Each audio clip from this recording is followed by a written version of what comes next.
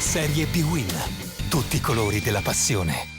Giornata numero 35, campionato B-Win, la salvezza del Padova contro quella del Portogruaro, 5 punti di differenza tra Del Canto e Agostinelli e tante motivazioni per un derby veneto dal forte significato. Padova in serie positiva a 3 gare, che cerca sotto gli occhi di Ciro Ferraro una vittoria per allontanarsi definitivamente dalla zona pericolo. La cura del Canto ha portato una vittoria a pescare 2 pari, ma ora serve vincere in casa contro un Portogruaro ritrovato che sta bene e che non perde la trasferta di Varese. Il Padova perde Renzetti nel riscaldamento, gioca Trevisan, gioca una sola punta, invece il Portogruaro con Cunico e Scozzarella in appoggio. Comincia subito il Padova in avanti, pallone buono per Ardemani, per Al-Shawiri, esterno destro, pallone fuori, grande occasione subito al minuto 16 per il Padova. Ecco il replay, Ardemani che recupera il pallone, subito in prima intenzione per l'egiziano Al-Shawiri, pallone fuori, risponde subito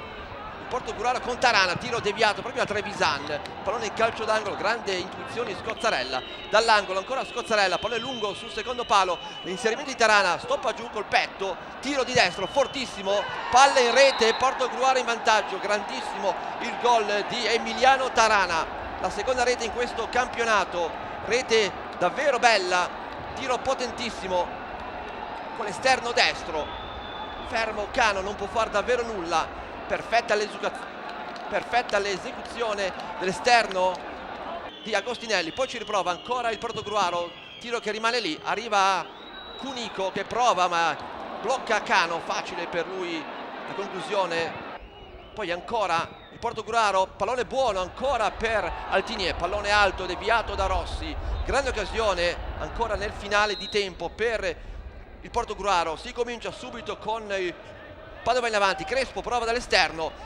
intervento falloso di Cibocchi, Stefanini viene richiamato da Ficante, calcio di rigore, si lamentano i difensori del Portogruaro, ecco il replay, netto però l'intervento di Cibocchi su Crespo, dal dischetto si presenta Italiano, pallone da una parte, Rossi dall'altra, palla in rete, 1-1, rete importantissima quella di Italiano, subito al secondo minuto pareggiare i conti. Poi ancora Crespo, rimessa lunghissima, pallone area di rigore, ancora Italiano, grande esecuzione ma grande la parata ancora di Rossi che dice no alla doppietta di Italiano.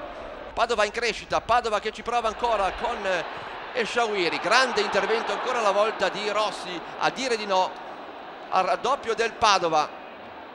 Ottima intuizione De Paolo, ma grandissimo anche l'intervento di Rossi. Calcio d'angolo, Trevisan in area piccola, salta più in alto di tutti, ancora una volta su Cibocchi, poi si lamenta col pubblico di casa che lo aveva preso di mira.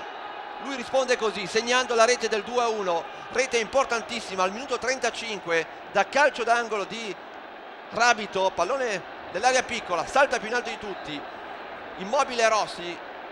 forse qui ha qualche colpa anche Cibocchi. Si lascia sorprendere, poi Italiano contro il piede del Padova, lancio per De Paola, stop, mette giù 2 passi in l'area di rigore, sinistro, fortissimo, pallone dentro, minuto 42, capriole per lui, capriole per il Padova, Padova 3, Portogruaro 1, incredibile, il Padova dallo 0-1 riesce a cambiare la partita